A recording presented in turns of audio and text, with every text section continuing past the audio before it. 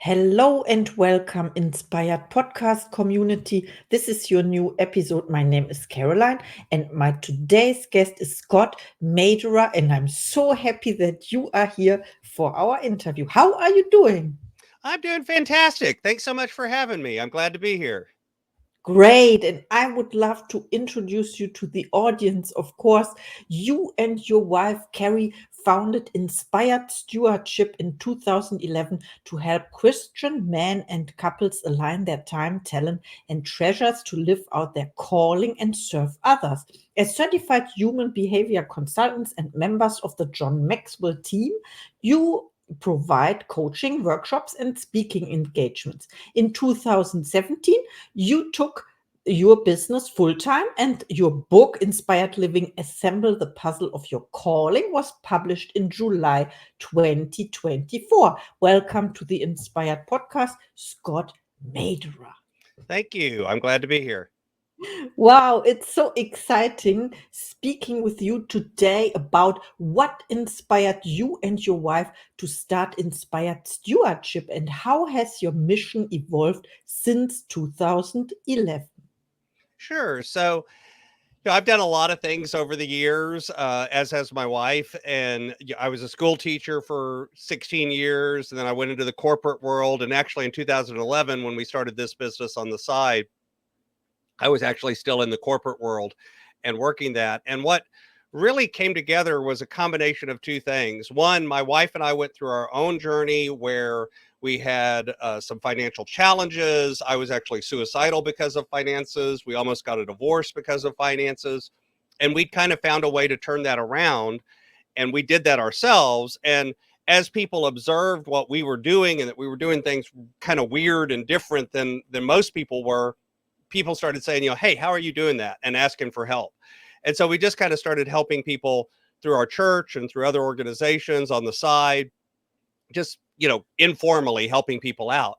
And as we were doing that, I realized that it gave me feedback that the things that I really loved about teaching and the things I loved about my corporate job, when I got to work with and coach other people, that showed up even more.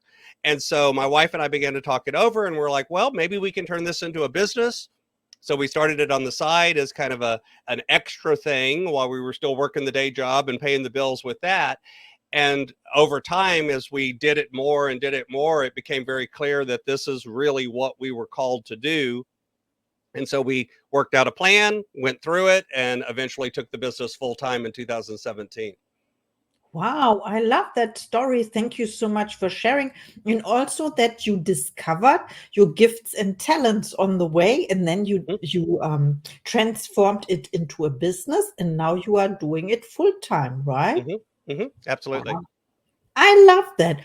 Okay, I have another question for you. Of course, how do you help individuals align their time, talent, and treasures to live out their calling authentically?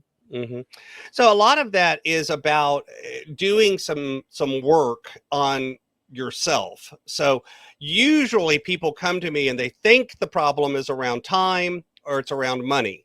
I don't have enough time to really do what I'm supposed to be doing, or I don't have enough money to do what I'm really supposed to be doing. My joke is, the real truth is, all I ever work on is talent, because at the end of the day, it's really not about your time. It's really not about your money. It's about you. How are you handling yourself, which then shows up in your time and your money. The time and the money are the symptom. The actual work that has to be done is internal. It's on you. So we spend a lot of time figuring out things like, what is your real passionate why? And I've got exercises that we go through to figure out what that is. I can share some of those today if you'd like, where you do a looking back exercise and then you do a looking forward exercise. You kind of put those pieces together to kind of figure out, hey, what am I actually supposed to be doing? What do I love? What gives me energy? What gives me joy? Versus what am I not doing? One thing too that I spend a lot of time on is recognizing that your calling and your career or your job, or what I like to call your assignments. So we all have a lot of assignments. I'm a father, I'm a husband, I'm a church member, I'm serve on a nonprofit board, I work in this area, I have my job, I have this. We all have a lot of assignments or roles that we take on, and those aren't your calling. However, your calling will show up in those, if that makes sense. In other words, I'm looking for ways that I can authentically live my calling while I'm being a husband, while I'm being a father, while I'm doing my job, while I'm doing my career. I think that's a confusion that a lot of people have, is that calling and career mean the same thing. They actually don't. They're really from totally different words. Career and vocation are the kind of two roots. Vocation comes from the same word as vocalization. It means to call, where career is actually from the root word that means cart. It's something that gets you from point A to point B. So your career is something that, just kind of funds you or works you through from point A to point B, while your calling is deeper than that. It's something that calls you from outside. And so we spend a lot of time on identifying what that is, connecting people to that. And then once you've kind of got that direction, okay, now we're putting together a plan. We're diving into the time side. We're diving into the money side. We're putting together the kind of tactical pieces of, how do you get your money under control? How do you get your time under control? How do you get you under control so that you can actually go out and live that out in whatever way that looks? Wow, there were so many nuggets in what you said. First of all, I thought it has to do with self-discipline when you talked about people are coming to you with a lack of time and money, and they think this is the problem. Then they discover this is not the problem. You only have to manage yourself. Now, Mm-hmm. you said it's about having you under control, for example, your thoughts maybe, or the way Mm-hmm. you think. There were so many. I love how you dissect the words. You explained the root of career versus what was the other, calling and vocation Vocation. as Mm-hmm. well. Yes, vocation, the same root from voice, right? It comes from voice. A Mm-hmm. voice is calling you. I love that, and of course, I would love to know more about your exercises. Um, Sure. yes, you can do this now. Sure. Yeah. Let me share it. So, real quick, this is something that anyone could do, and at the end, I'll share a way you can go get these in writing, and it'll help you if you are listening right now and you're driving your car or something like that and can't pay attention to them. So it's really a pretty simple exercise. So the first one is a looking backwards exercise. So remember, I said your assignments aren't the same as your calling, or your career isn't the same thing as your calling. You need to look at all of your assignments. So what this is literally start brainstorming. Take a piece of paper down the left hand side, start putting down every sort of thing you've done, every assignment you've had. And remember, this is broader than just jobs or things like that. It's literally, it could be every relationship, every interaction, every role that you take on, father, husband, that time at band camp, whatever, all of the different things that you've experienced, as much as you can brainstorm. Just keep writing them down. And then next to it, draw a column. You're going to need 2 columns total. So one with the assignment or the thing that you're doing, and then 2 columns beside it. In that first column, begin to brainstorm when you did that thing, when you were volunteering, when you were working, when you're a husband, when you're a father, when you're a wife, when you're whatever role it is. Begin to write down all of the things about that role that you love.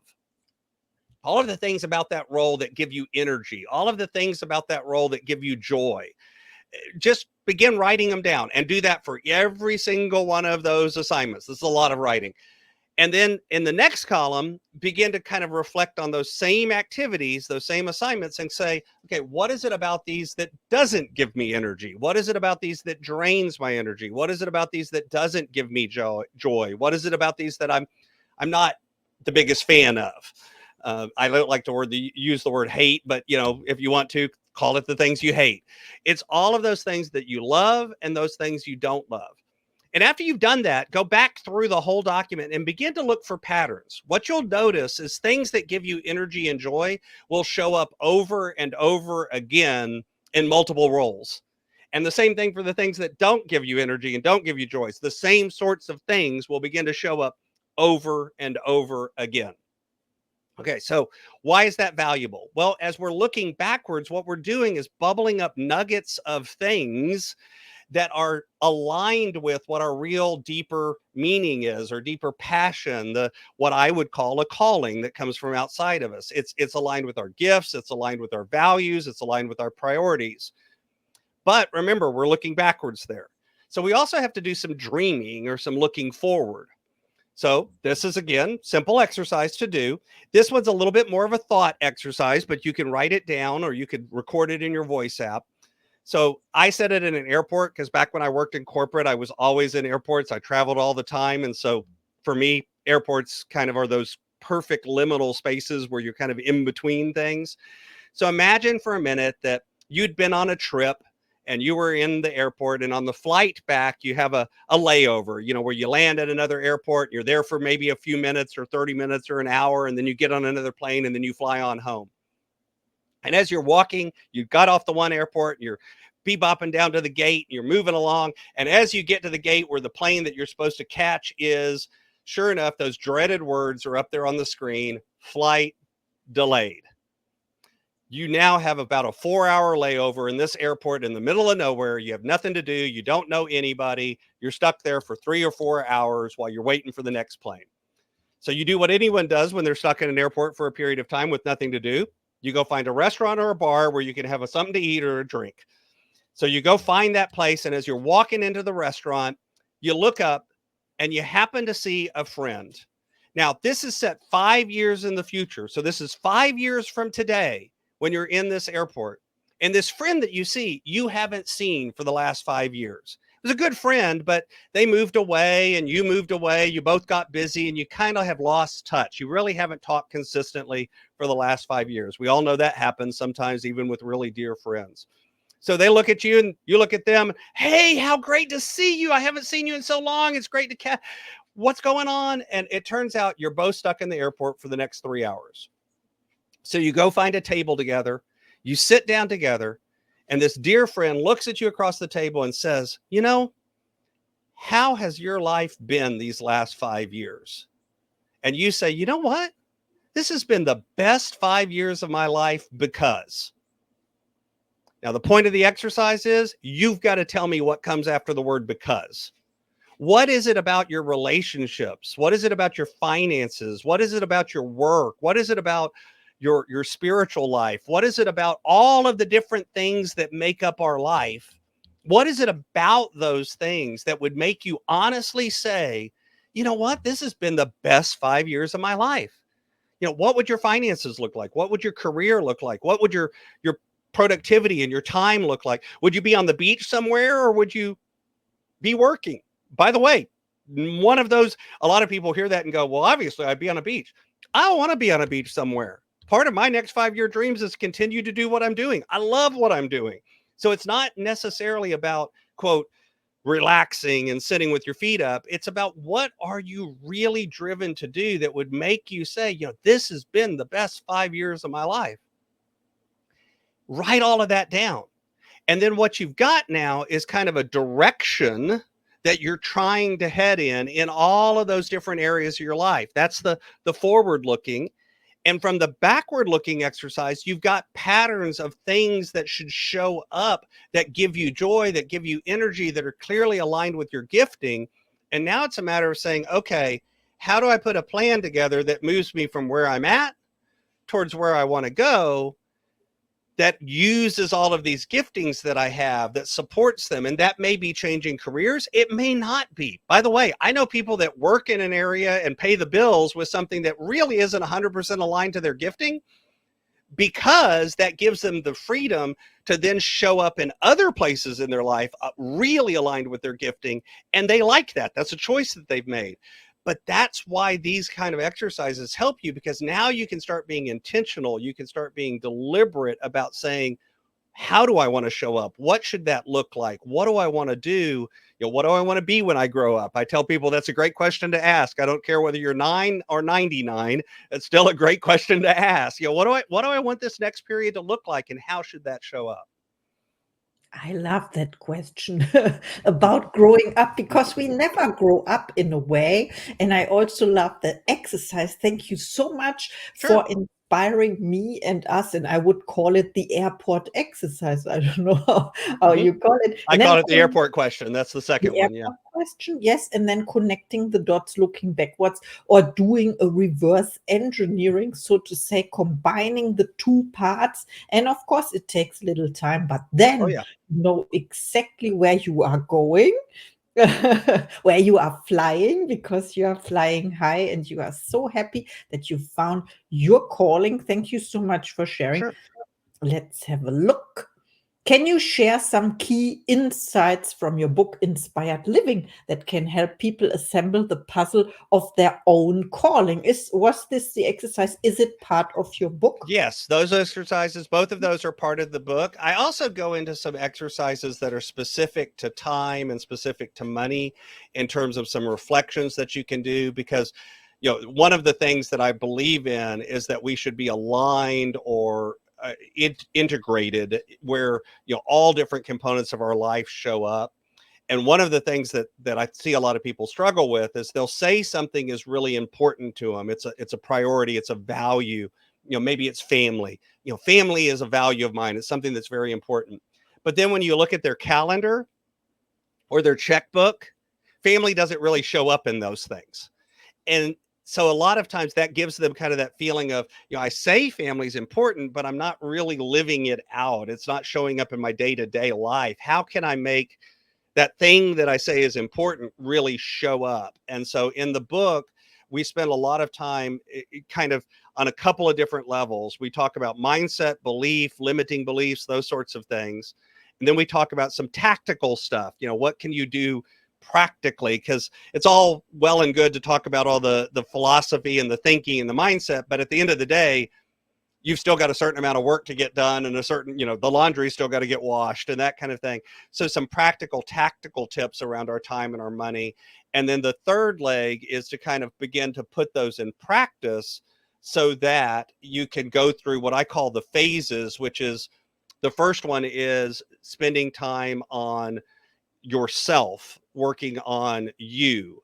And then the second one is to serve others. So we work on ourselves, then we work serving others. We find a way to take what we're good at and connect to other people.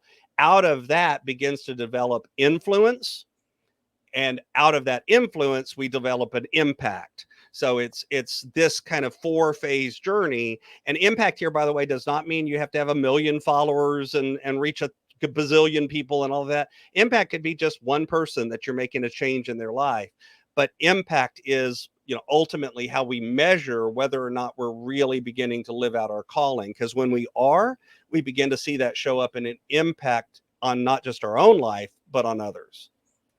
Wow, I love what you said about the four phases as well. It's also about growing your zone, so to say. I don't know Hmm. if you talk about comfort zones. It takes courage, of course, to change your life and to make this decision or Hmm. choice. I love the word so much. You talked about helping others. For example, coaching or mentoring. Do you have coaches for yourself, and who was the best coach you ever? I know John Maxwell. Let's talk. Let's talk about John Maxwell. Or are there others? Sure. No, I've Mhm. had literally hundreds of coaches in my life over the years, some of them formally and some of them informally, where they've, I call people sometimes a virtual mentor. So I may not have met them in the real world, but through their books or their teachings or other things, I've been influenced by them. And then, of course, there's actual people I've either hired or I've worked with to show up in my life and directly coach as well. As a coach, one of the things I always tell people you should ask a coach is, do you have coaches? Because I think if coaches believe in coaching, they probably should have coaches in their life, at least most of the time, if not all of the time.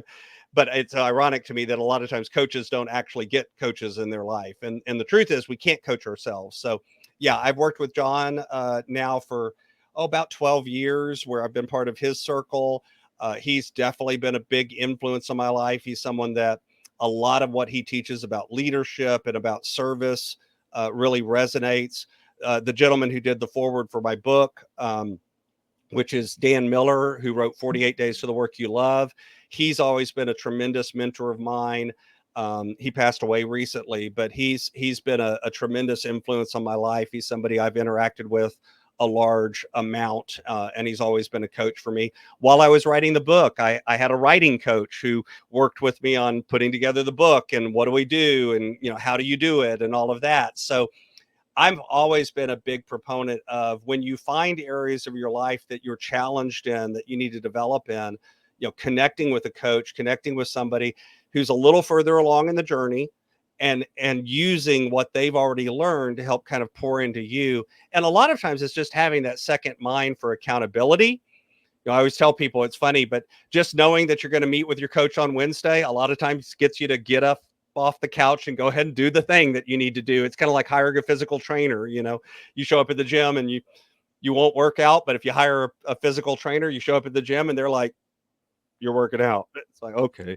And you do it. So it's the same sort of idea. So that accountability piece. And then as well as a coach, what I've always wanted from coaches and what I try to provide is the chance of asking really good questions, because a lot of times you kind of already know what's going on, but you need to hear that question from outside to help you kind of process through it and think it through and arrive at that feeling of, yeah, you know what? Yeah, I'm comfortable with where I'm at, but I truly believe there's something better on the other side. And I've got to go through this zone of discomfort. And so the accountability helps push us through that so that I can get to the other side where it's even better. I'm doing more. So most of my clients are not people that are quote in crisis or anything like that. They're in that place where it's like, I'm doing pretty good, but I just know I could be better. I just know I could do more. Wow, I love that. That makes sense to me. Also, when you talked about accountability, yes, it's true. And we can tell ourselves that we can do it alone, but it's better to have a coach as well. And yeah, my next question about where can we find you when people reach out to you? Yes. Sure. So I actually put together a page just for your listeners. So if you go over to my website, which is inspiredstewardship.com, and then just put in / inspired choice. So that's inspiredstewardship.com / inspired choice. You'll find a page there. I've put some of these resources and exercises that I just was talking about. There's a link there where you can get those for free. There's also some more information about my book and my own podcast and some other things like that, places you can connect with me. There's also a link on there where you can set up a 30-minute call. No pressure. This is really just to get to know you, find out more about what you're doing and what questions you have as well there. So feel free to use that. So all of that is over at inspiredstewardship.com / inspired choice. Oh, thank you so much. This is an honor for me that you created a site and a special offer for the audience. Please reach out to Scott and or check out the website, of course. You can also reach out to me. I will introduce you, of course. And now it's time for your last thought to the audience, please. I think the last thought that I would share is, the title of the book is Inspired Living, and it talks about assembling the puzzle of your call. What I always talk to people about is when we talk about assembling the puzzle, we use that analogy on purpose in the book. Only it's a little more than just that. It is an idea of, you put together the edge pieces, right? This is how most of us do a puzzle. And then you begin to fill in the middle. And, you're looking at the box to see what the picture is supposed to look like. What I always remind people, though, is when it comes to our calling, a lot of times, number one, the picture on the box changes over time. So you start putting the puzzle together, and then it's like the next time you look at the box, it's like, wait a minute, where'd the horse come from? You stuff appears in your puzzle. And other things happen too. Sometimes we're missing some pieces. We need to go out and do something to develop or learn. And other times we've actually got extra pieces. That's kind of what I call limiting beliefs that come programmed into us. Sometimes we get pieces from other people that get pushed into us that aren't really our puzzle. They don't belong to our puzzle, but somebody else thinks they do. So they're trying to push it on us. So it's this kind of evolving, interactive, changing over time process. So it's not even just assembling a puzzle. It's assembling a puzzle that sometimes you have extra pieces, sometimes you're missing pieces, and sometimes the picture on the box is changing. And that's why I spend so much time with my clients, oftentimes over years, because this is an evolving process that changes over time. Thank you so much for sharing and this puzzle analogy. I learned so much in our episode. Thank you, thank you, thank you. Absolutely. You're very welcome. I'm happy to be here. And see you in the next episode.